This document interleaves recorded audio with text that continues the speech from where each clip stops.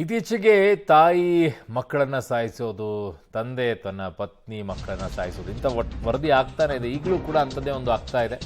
ಬೆಂಗಳೂರಿನಲ್ಲಿ ಮಕ್ಕಳಿಬ್ಬರ ಹತ್ಯೆ ಮಾಡಿದ್ದಾಳೆ ತಾಯಿ.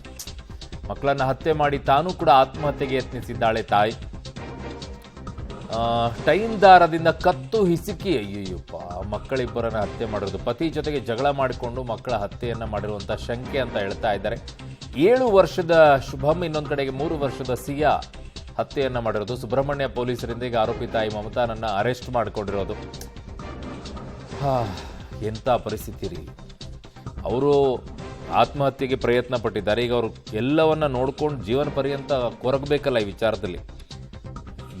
ಒಬ್ಬೊಬ್ಬರು ಮಾತಾಡುವಂಥ ಮಾತುಗಳನ್ನ ಕೂಡ ಕೇಳಿಸ್ಕೊಳ್ಬೇಕು. ಹೆಂಗ್ ಮನಸ್ಸು ಬರುತ್ತಾ 7 ವರ್ಷದ 3 ವರ್ಷದ ಮಗುನ ಟೈಮ್ ದಾರದಿಂದ ನೀವೇ ಹುಟ್ಟಿಸಿರುವಂಥ ಮಗುನ.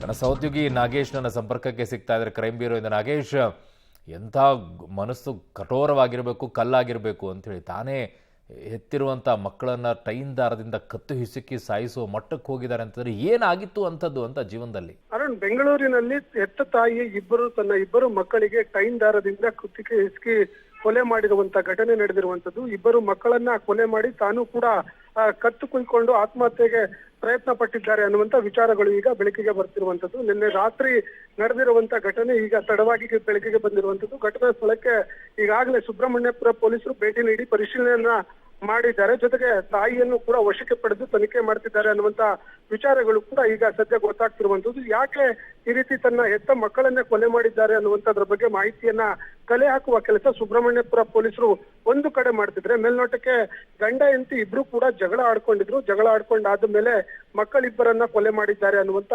ಪ್ರಾಥಮಿಕ ಮಾಹಿತಿಗಳು ಹೊರಬರ್ತಿರುವಂತದ್ದು. ಯಾಕೆ ಸಂಪೂರ್ಣವಾಗಿ ಇಬ್ಬರು ಮಕ್ಕಳನ್ನ ಈ ರೀತಿ ದಾರುಣವಾಗಿ ಕೊಲೆ ಮಾಡಿದ್ದಾರೆ ಅನ್ನುವಂಥದ್ರ ಬಗ್ಗೆ ಪೊಲೀಸರ ತನಿಖೆಯಿಂದ ಗೊತ್ತಾಗ್ಬೇಕಾಗತ್ತೆ. ಯಾರು ಓಕೆ, ಬಟ್ ಮನೆಯಲ್ಲಿ ಯಾರು ಇರ್ಲಿಲ್ವಾ? ಬರೀ ಇವರಷ್ಟೇ ಇದ್ದಿದ್ದ?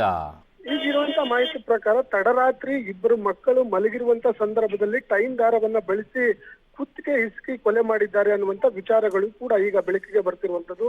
ಹಾಗಾಗಿ ಪೊಲೀಸರು ಕೂಡ ಘಟನಾ ಸ್ಥಳಕ್ಕೆ ಭೇಟಿ ನೀಡಿದ್ದು ಯಾಕಾಗಿ ಈ ರೀತಿ ಕೊಲೆ ಮಾಡಿದ್ದಾರೆ, ಮತ್ತೆ ಕೊಲೆ ಮಾಡುವಂತ ಸಂದರ್ಭದಲ್ಲಿ ಅವರು ಮತ್ತೆ ಮಕ್ಕಳು ಇದ್ರ ಅನ್ನುವಂತ ಅದ್ರ ಬಗ್ಗೆ ಕೂಡ ಮಾಹಿತಿ ಕಲೆ ಹಾಕುವ ಕೆಲಸವನ್ನ ಈಗಾಗಲೇ ಸುಬ್ರಹ್ಮಣ್ಯಪುರ ಪೊಲೀಸರು ಮಾಡ್ತಿರುವಂತದ್ದು. ಅರುಣ್, ಓಕೆ ನಾಗೇಶ್, ನಿಮ್ಮೆಲ್ಲ ಮಾಹಿತಿಗೆ ಧನ್ಯವಾದಗಳು.